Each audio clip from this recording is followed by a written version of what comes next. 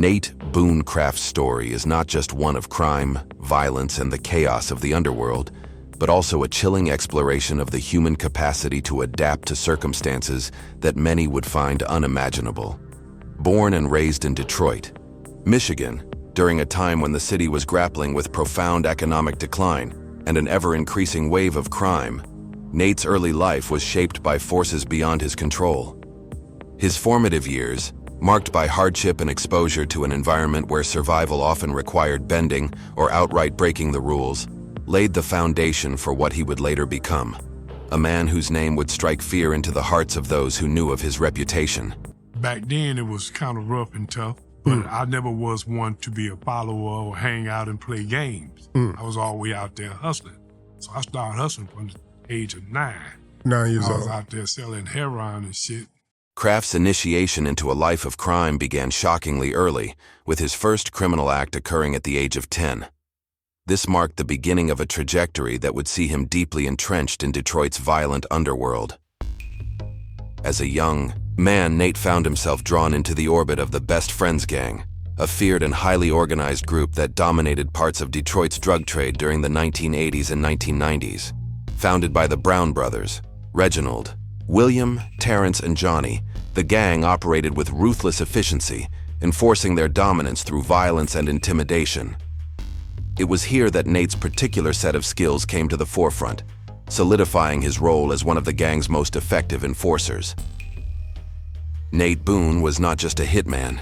He was a meticulous and calculating operator whose methods set him apart in a world already saturated with violence. He approached his assignments with the precision of a professional, carefully studying his targets, understanding their habits, and executing his missions with cold, calculated efficiency. His reputation grew quickly, not just because of the number of lives he claimed, but because of the consistency and reliability with which he carried out his assignments. In a world where mistakes could cost lives, Nate became known as someone who could be counted on to deliver results no matter how high the stakes. You just got to make sure when you start off on the jump, nobody sees what your face looks like. Nobody see you coming out of that. So when you go in, if there's cameras around you, you screwed. You got to find a place where there's nothing. The only do that at is in the woods. So you got to take yourself out in the woods, change your clothes, change your appearance, and everything you need. Over the years, Nate Boone carried out a staggering number of hits, with confirmed reports attributing at least 30 murders directly to him. However, many believe the actual number could be significantly higher. His services were not cheap. In a criminal economy where reputations mattered as much as money, he reportedly commanded fees as high as $50,000 per hit. This made him not just a tool for the Best Friends gang, but also a sought-after figure for others who needed problems, solved in ways that were both brutal and definitive. A long time ago, someone thought of designing Detroit after Paris. Detroit once was called the City Beautiful. It is now called the murder capital of the United States. Of the 10 biggest cities, Detroit has the highest per capita homicide rate. Despite his outward success in the criminal underworld, Nate's life was far from glamorous. Every action he took, every life he ended, added to a growing weight that he carried with him, even if he rarely showed it. Beneath the surface of his hardened exterior was a man deeply aware of the consequences of his choices, not just for himself, but for the countless lives he disrupted or ended. This internal conflict, though hidden from those around him, played a significant role in shaping the later years of his life. The turning point for Nate Boone came when law enforcement intensified their efforts to dismantle the Best Friends gang. By the late 1990s, the gang had become a primary target for local and federal authorities, who were determined to bring an end to their reign of terror. Facing the possibility of a life sentence and realizing the inevitable collapse of the network he had long been a part of, Nate made a decision that would change the course of his life. He agreed to cooperate with law enforcement, providing critical information that helped dismantle the gang he had once served so loyally. This cooperation came at a cost, not just to his reputation in the underworld, but also to his sense of self. By turning on the people he had worked alongside for years, Nate effectively severed the ties that had defined much of his life. However, his decision also came with benefits. In exchange for his testimony and assistance, he received a significantly reduced sentence, ultimately serving 17 years in prison instead of the life sentence he might otherwise have faced. Only the strong survive. If they weak enough, you can take it, take it. Hell, I was taking a lot of people's shit. That's why I said when I first went in there, they was trying to kill me in the shower. They came in there, 3 of them. They got knives and shit. They closed. I'm not. Got no weapon. But the shower thing, like this. I seen them, they were like, yeah, we gonna kill your ass, big boy. Boom, broke that pipe. Let's go. I ran towards him, hit that first one up in his armpit, went, pulled it out, kicked him to the side. The other ones were trying to run up on me. I went to roll back to hit him. The third one ran down the fucking gallery. That's when I ran after him. Because the second one, I caught him across the jaw. But the third one ran down the gallery, and that's when they fired the shot. Boom, down. Of course, I got down. I'm butt naked. I figured they can't do nothing. I'm butt naked. They got clothes on. So I'm laying down there on the thing, and guard come down there and handcuffed her. Oh, what's going on? Sir? They tried to rape me. Upon his release from prison, Nateboone faced the daunting challenge of rebuilding his life outside the world of crime. The man who had once been one of Detroit's most feared hitmen now found himself navigating a very different world.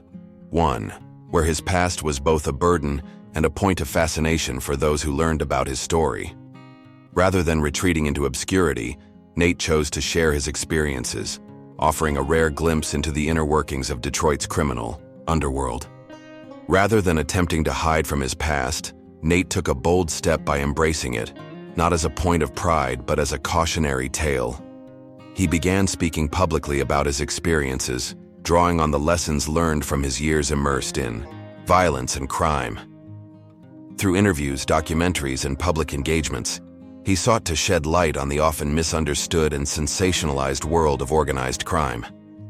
Nate's candid accounts provided a raw and unfiltered perspective, offering audiences an understanding of how circumstances, choices, and the lure of power can lead individuals down destructive paths. Nate's involvement in the documentary White Boy, which delves into the life of Richard Wershe Jr., also known as White Boy Rick, marked a turning point in how he framed his narrative. By sharing his insider perspective on the dynamics of Detroit's criminal ecosystem, he contributed to a broader discussion about systemic issues, including poverty, corruption, and the cycles of violence that ensnare so many young people.